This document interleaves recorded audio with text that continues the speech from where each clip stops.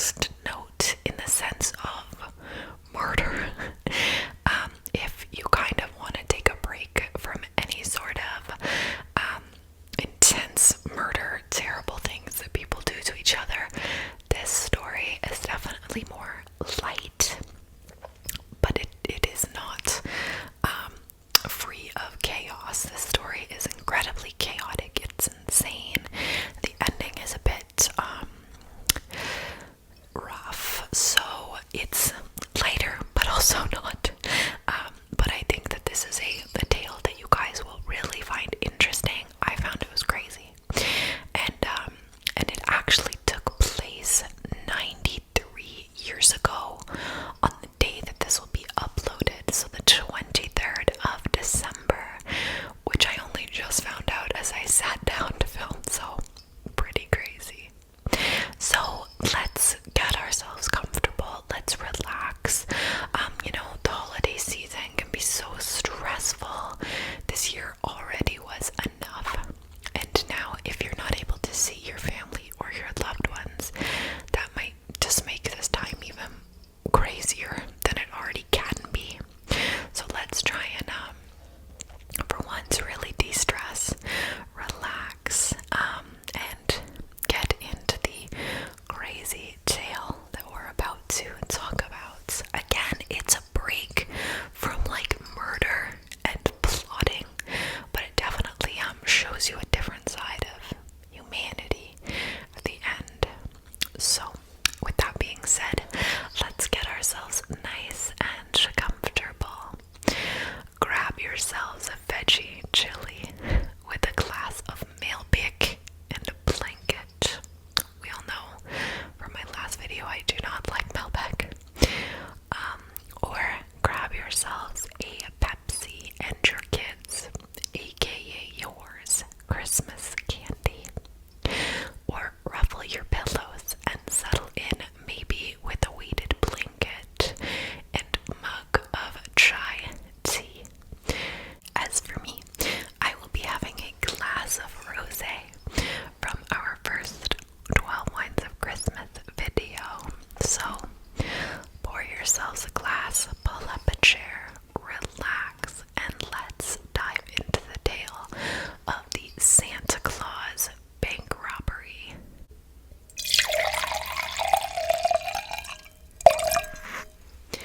Learned from my last video, maybe less is more.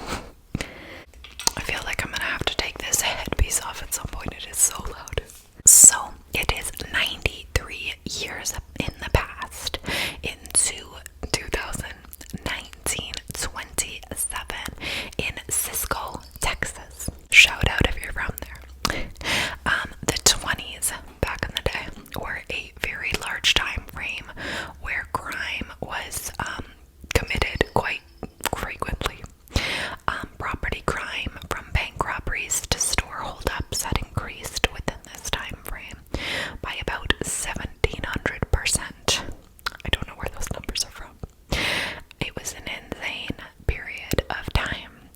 Society was pretty wild. There was so many lootings. The Great Depression would hit near the end of the 20s. The Prohibition was at large. So the world was a lot different than what it is now. It's better now, right? Maybe not. I don't know. But during this time frame, there was about 3 to 4 bank robberies a day, which is insane. I don't even know of one being committed a day here, but who knows? But that is only in Texas at this time, which is pretty a lot. And they had such major issues with it, clearly, that the Texas Bankers Association had to act. So in response, they'd seeked out help from the public. They'd offered a $5,000 reward to anyone shooting a bank robber during this time. So they literally were calling everyone in saying, hey, robberies are so bad, but at you, hey, you citizen there, you see a bank robber, you better shoot him. We'll literally pay you to do it. Some citizens arrest times 1,000. So just keep that in mind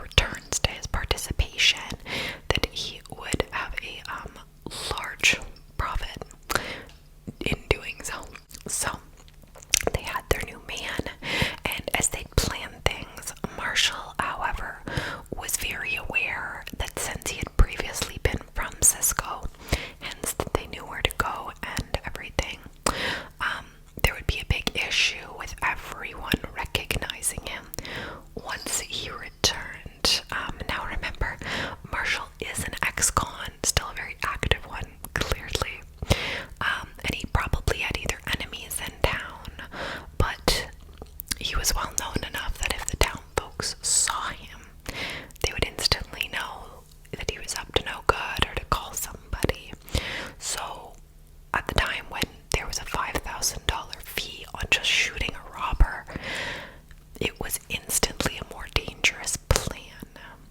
So with that, and with the timing of everything that they'd had planned out, it was incredibly fitting and worked out that Marshall could disguise himself as Santa Claus. So the disguise would also give them a leg up since, they're not coming in with masks and guns. He's a jolly old man. He can get in further without people being suspicious. Great. So the group of men had stole a car in Wichita and drove to Cisco, arriving on the morning of December 23rd, today, 93 years ago. Now this group were prepared to make themselves some very easy money, so they thought. As the group neared the bank in Cisco, oh yeah, by the way, it starts right away. They drive there and just go straight to the bank, which you will soon realize was a bad idea.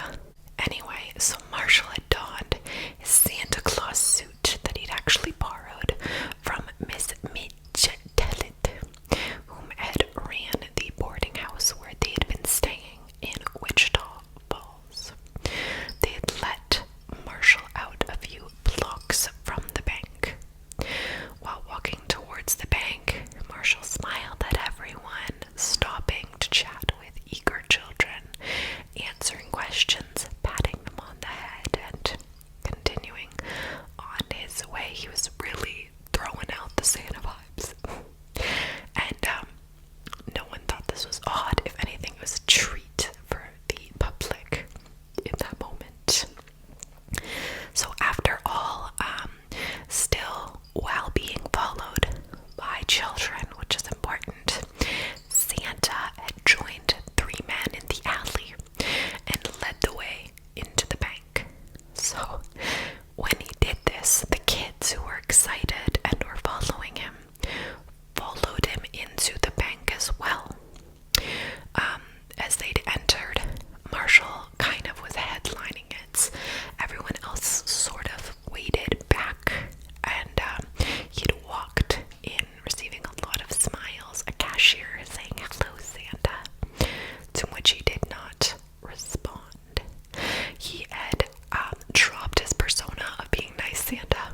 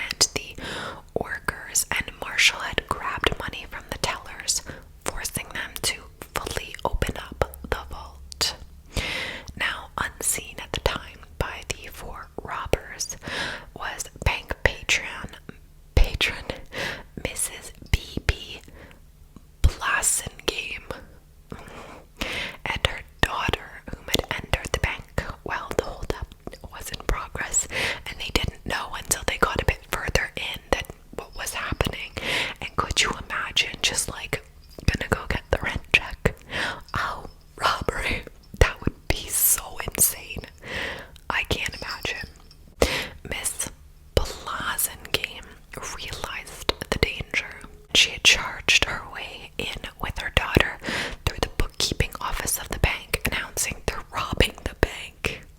As she'd reached the door to the alley, she'd actually unlocked the door and shoved her daughter outside, despite warnings from the robbers that they would shoot. So, I mean, great mom, honestly, killing it. Just get her out of there. So she'd yelled at her daughter to get help. And sure enough, her daughter, obliged, she ran out screaming. And I really love these two. As the daughter successfully escaped, she'd started running about a block towards City Hall and towards the police department, where she had alerted Police Chief G.E. Bedford. And at the time, most of the citizens in the area about the robbery that was going on, remember that law that was in place? Yeah.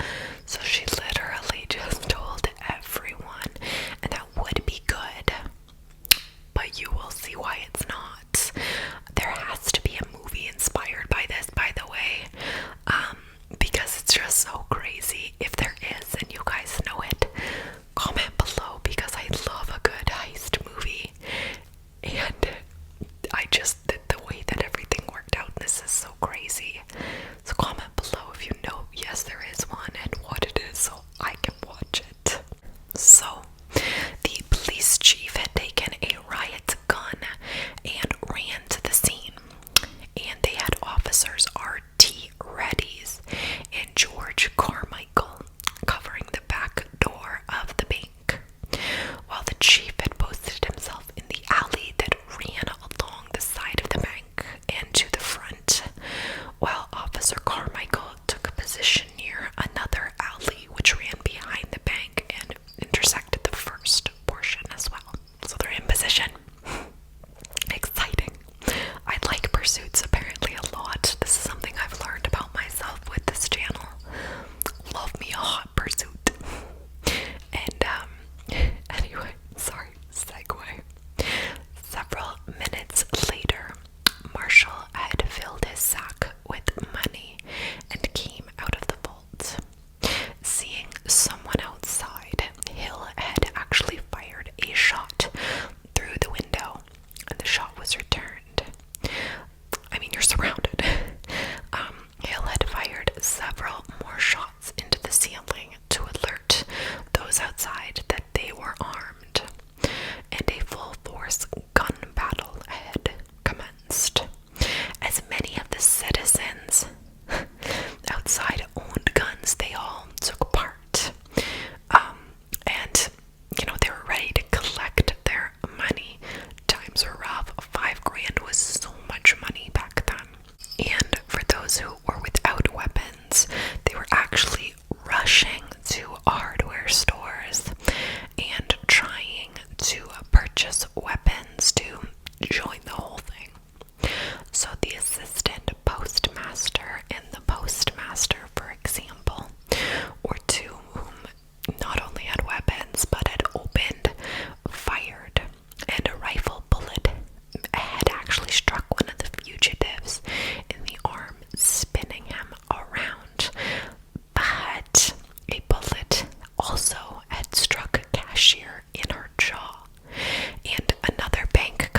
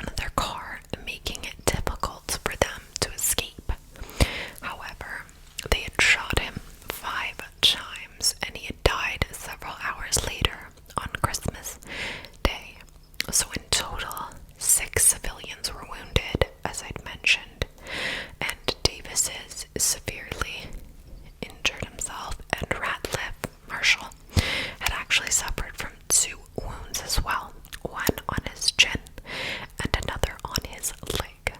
Pretty crazy. This wine is giving me flashbacks of, this was the last wine I drank on the white wines, and it's just... Also, side note, we'll do a little break here.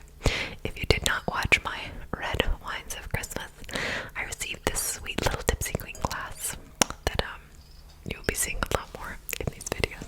So, Officer Reedy's, whom had survived everything, had ran to the police station and retrieved a rifle to begin to pursue the robbers on foot. He was soon picked up and had continued his pursuit with a civilian. And this entire pursuit is just insane. So as the 4 robbers tried to begin their escape with their hostages, they realized they were almost out of gas. And at the time, one of their tires had been shot out. Now the tire thing, it was unavoidable. But seriously, you drive to a town from Wichita.